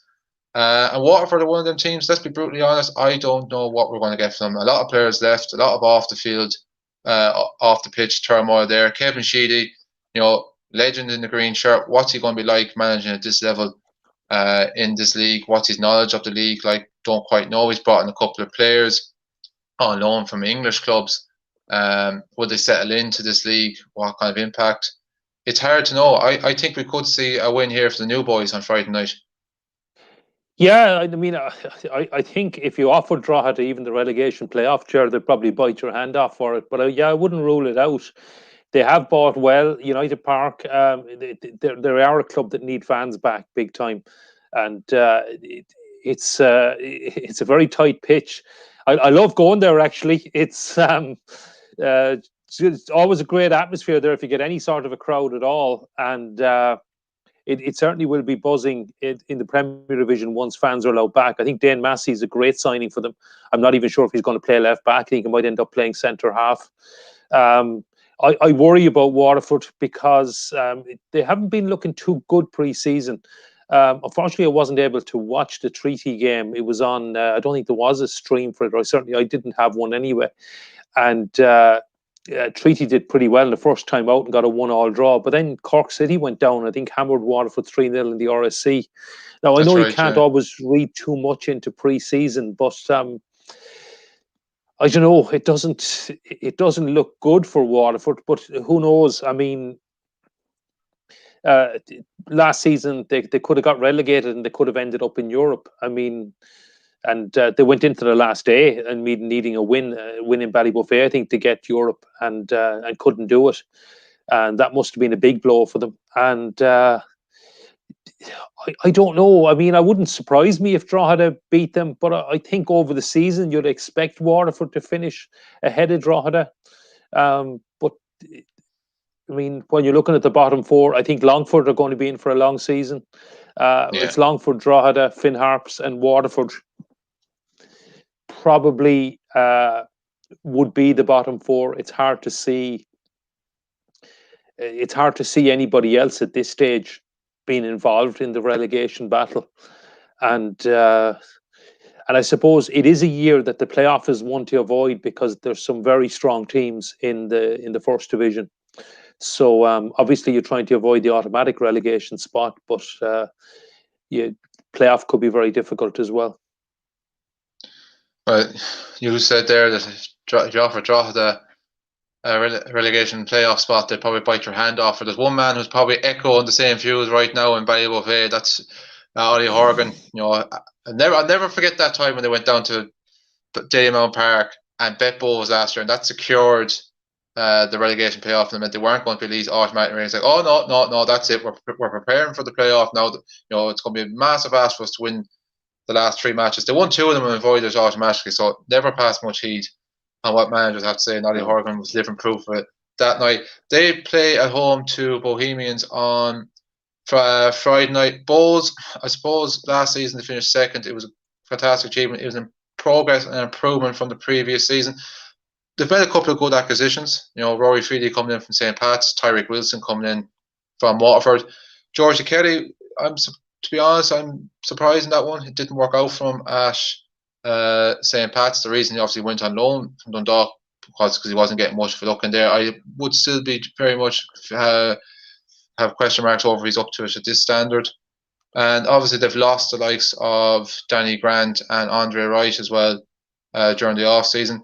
Finn Harps, if it is possible, despite the fact it's a couple of months for break, they're going to carry serious momentum this new season the way they finished last year. And probably felt they left one behind them actually in their last game of last season, the cup quarter final against Shamrock Rovers. They were 2-0 up in that game. But they've also made a couple of good acquisitions and good signings in the off season. It's never an easy place to go. Let's hope the pitch is in better state next Saturday than it was in the last couple of home games of last season. But still think you'd have to probably fancy all 3 points to be heading back towards Glasnevin and Phibsborough area on Saturday night.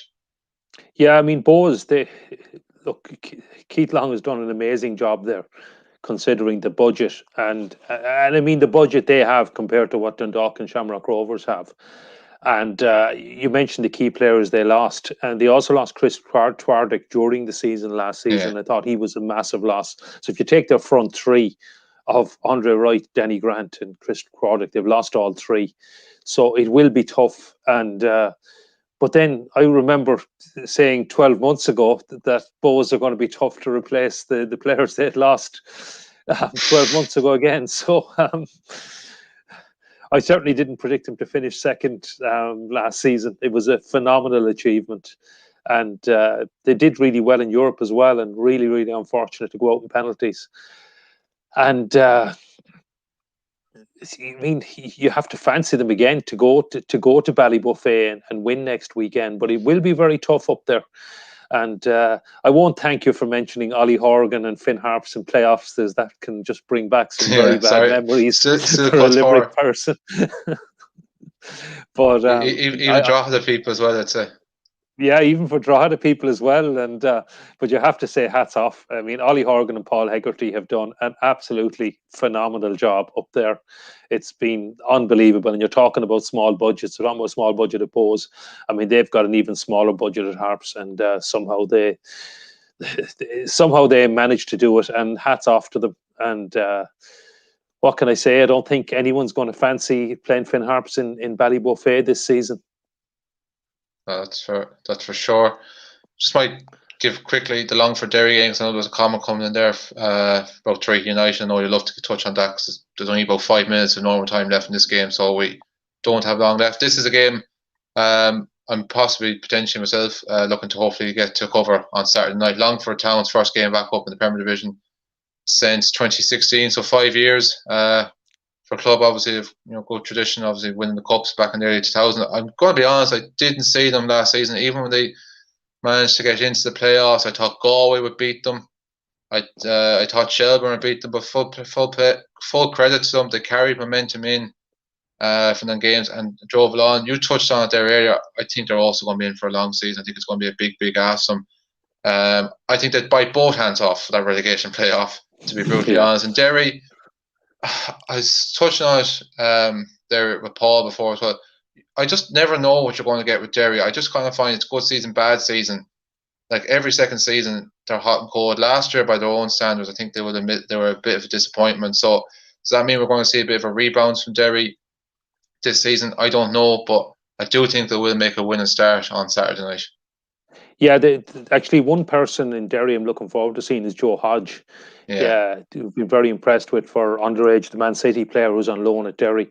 Be a real test for him to step up to men's football at such a young age, and hopefully we'll see his quality. And at the other end of his career, actually, just going back to Chris McCann, was a great signing for Shamrock Rovers, and that's right. Very composed on the ball, sit in front of the back four, and I think he'll make a difference to their midfield. Just in the holding midfield position there for Joe Hodge actually struck me one. But Joe's someone I think could well become a senior international in the future. I've been very impressed with him at underage. And he's also someone that has options to play for another country. But hopefully he'll be committed to us. And certainly the fact that he's playing the Airtricity League will help that anyway. Definitely, but I do expect... 100%. Yeah, I think it's going to be a long season for Longford. I think it's going to be very tough for them. Like yourself, Ger, I expected Galway to beat them, and I expected Shelbourne to beat them, and I even expected UCD to beat them in the semi-final. So I got them all wrong as well. And hats off to them. It was phenomenal, and they deserved those results. I mean, I didn't manage to get to any of those games, but I did watch. I didn't actually see the UCD game, but I saw the other games on streams, and they were very, very impressive and deserved winners. But surprisingly so in my book. Yeah, but sure, look, it's great to have it back, and it's great to have something to look forward to. And to touch on there, hopefully over the course of the next couple of weeks, we do hope to kind of plan to get around to games. I know you're saying that you don't know if you'll be able to get to a game this week, and then obviously you're in Belgrade, so it might be maybe game week 3 or 4 before you get to a game. I'm hoping if it's not this week, it's certainly going to be over the course of the next couple of weeks that we will get into matches. I just suppose we're entering the dying embers of this match, still 1-0 to Manchester United. But there is a comment there as well. That obviously will be of a personal touch yourself, Gary, from Frank, and on about Treaty United. And it is great to have a Limerick representative team back in the Irish League, even if it is starting off the first division. So you have to start off from somewhere. I know you were saying off air, Gary, you're going to be getting into all the home matches anyway, and fingers crossed you should have no problem getting in for media allocation for the away matches. I suppose you're probably just like a child of Christmas Eve, really, to be brutally honest. It's just great to have some sort of connection with the city, with the county, back in the Irish League of Ireland. Yeah, no, it is great. I mean, 2020 was the first time. I know we've touched on this in watch longs before. Not only the first time in my lifetime, even in my father's lifetime, first time since 1937, we haven't had a men's team in the League of Ireland. I know we did have a women's team last year. So it's great to have Treaty United get in, a new club in the third city. And it's huge that it's back. And the club, there was a big membership drive on, and there was a lot of people signed up. I haven't got the figures, but I know that the board were delighted with the number of people that signed up for memberships. It opened on Friday, and so it's going really well. Tommy Parrott in as manager. I don't think we're going to be contending for promotion. I don't think it's even expected, because we got in so late. The window had to be extended to allow those to sign players, but it's great just to be competitive in the league. And I do want to give a shout out to Frank Reardon as well, because I know Frank for many, many, many years. He's a good Cork football man. And happy anniversary as well. But yeah, I'm absolutely delighted Treaty are in. And it's just great to have a team to support this season. And I might be working hopefully working at some of the games, and maybe not as neutral as I should be, but it will be great to get to them. And actually, we're into added time here, and it's still 1-0 to Manchester United. So looking good against West Ham for them to get the 3 points. Yeah, fingers crossed when things open back up and restrictions are lifted, and we might be back in the scenario where it started last season. We might be able to get 2 people in to cover a game for us. That, fingers crossed, you might bring me down for a game sometime, Gary, down to the market. Are you still playing the Markets Field, I should say, firstly? Yeah. It's in the Markets Field. It'll be in the Markets Field. Hopefully you can bring me down to a game there, and we can have a good night out in Limerick then afterwards, because I've only drove around the city and drove through and stuff like that. I've never stopped to take it in. So hopefully you might be able to treat me to a good night out down there as well throughout the course of the season.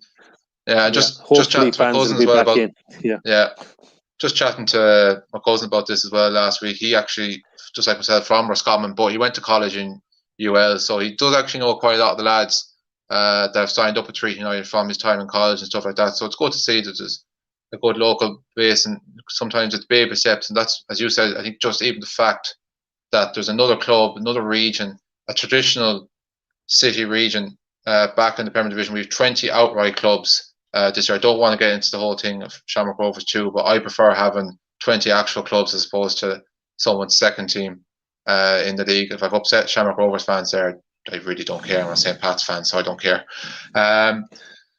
Presume at this stage, Gary, Manchester United have hung on for a 1-0 victory, because I'm about a minute behind the actual TV screen, and there's only about 30 seconds left. They've just given the Man of the Match award to Luke Shaw. So have United actually seen it out? No, not yet. It's a corner to West Ham. Oh no, it's actually not going to be taken. The referee's blown. That might be controversial. The ref, normally the 3 minutes were up, and but Man United have seen it out. They have won 1-0, but the ref blew for full time before West Ham could take the corner, and they don't seem too happy with that. But a good 3 points for United. They're go back into second place ahead of Leicester again, and I think United are definitely looking good for top 4. I don't think they're going to be caught. Probably looking good for second place as well. And they've just gone. Yeah, you were saying, sorry, Gary, cut across. Yeah, sorry, just looking good for second place. Leicester, you'd expect Leicester to hang on as well, but just given the bit of a wobble they had last season, it'll always be a doubt for them. So they may still be a target for the clubs below them. Although a fantastic 5-0 win today, and they have that little bit of a cushion, and they'll probably be delighted, despite dropping from second to third. I think Leicester will probably be delighted Manchester United won, because they're probably looking over their shoulders. So I wouldn't rule out Leicester being caught. I wouldn't rule out Chelsea being caught, but Chelsea and Leicester would probably be the favourites at the moment to get top 4. Sorry, Joe. Yeah, I think when Leicester had that bit of a wobble a few weeks ago and they lost to Arsenal and drew with Burnley, people thought that the collapse from last season was starting already when you throw in a couple of injuries. But there are a couple of crucial wins. Probably rode their luck a little bit against Brighton last week, but they got the win. And tonight, I think they just took advantage of a Sheffield United team that heads weren't fully in the game, given everything that's happened there with that club over the last couple of days. It's one of them now. They don't play again now until April. They have an FA Cup game next week, so think Brendan Rodgers will be praying over the next 3 or 4 weeks that a lot of their injured players can come back, that no one else gets added to that treatment table in the international break, and you will give them a good chance of seeing out top 4 of the season. They will hope that they will have learned from last season. To mention, United, they've gone up to second as well. Even just if United fans are looking ahead a small bit to Thursday night, obviously this is a win that's going to give them a good bit of confidence, and just even to interest them as well. AC Milan are actually losing to Napoli at the moment now as well, so that won't help with their confidence, because you definitely feel with the way things are with Inter Milan winning again today that one more slip up from AC Milan in the Serie A title race, and it's going to be their city rivals are going to be celebrating this season. Yeah, it's looking good for Inter to win Serie A, all right. I was watching Atletico Madrid last night, and they're looking a bit dodgy at the La Liga. I hope Barcelona they do win have come back into form. Like they're playing tomorrow night. If Barca can win that, I think it's back to 4 points. I know Atletico, they had a game in hand during the week against Bilbao, and they won that. Was it Bilbao? They won during the weekend. Yeah, they beat Bilbao 2-1. Yeah, but that was even a nervy.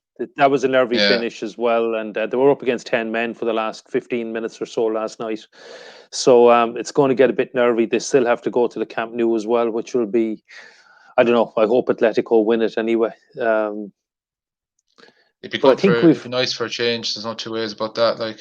Yeah, Leicester play Man United next week, by the way, in the FA Cup, and FA Cup, it'd be a big one for Leicester if they could get past the quarter final, having fallen at that hurdle so often. But Chelsea last season. Yeah, I think, Ger, we've probably come to the end of the game, and probably the end of the broadcast at this time. And thanks to everyone for tuning in and for watching and for all the comments. And I'm sure we'll see you soon and talk to you soon.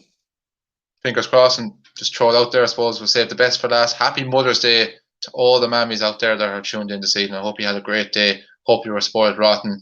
As we touched on earlier, it wasn't a bad day overall. Ireland won the rugby against Scotland, and then got the cherry on the top of the cake with the women's hockey team beating Great Britain as well. So it was a good day all around, Gary, for Ireland. Great day. Yeah, absolutely. And happy Mother's Day, everyone. Cheers. Bye-bye.